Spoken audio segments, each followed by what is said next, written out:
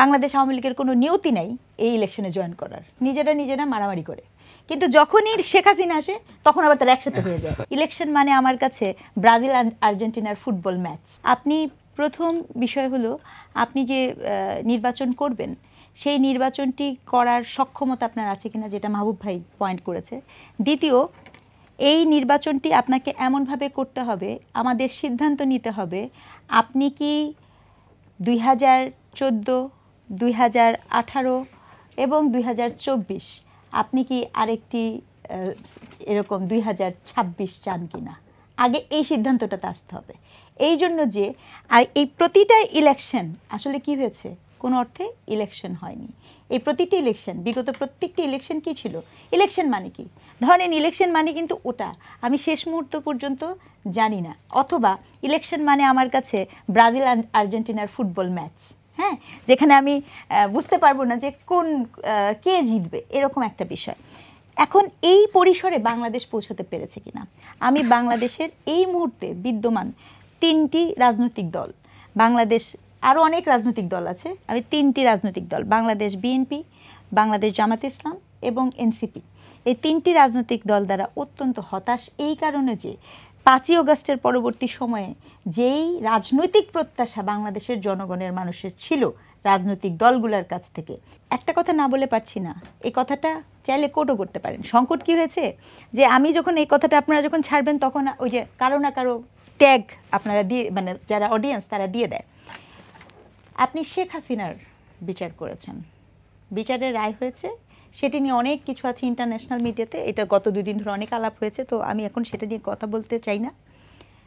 শেখ হাসিনার আপাত দৃষ্টিতে আমার মনে হয় না যে শেখ হাসিনার আর বাংলাদেশের রাজনৈতিক ক্যারিয়ারের কোনো সুযোগ আছে। That is full and final, full stop.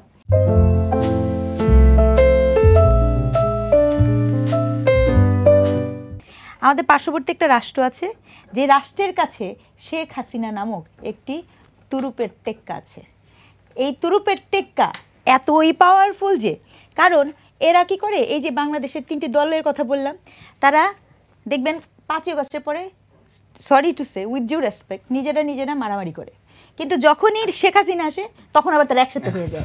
তো ইন্ডিয়ার কাছে এরকম একটা তুরুপের টেক্কা আছে, আমি সত্যি মনে করি না যে এই ধরনের এত শক্তিশালী একটা কার্ড যার হাতে আছে, সে এত সহজে বাংলাদেশে ইন্টারভেন না করে, আর যাই হোক আমাদের পার্শ্ববর্তী রাষ্ট্র ইন্ডিয়ার পক্ষে সম্ভব না, তাকে করতেই হবে, সে করবেই।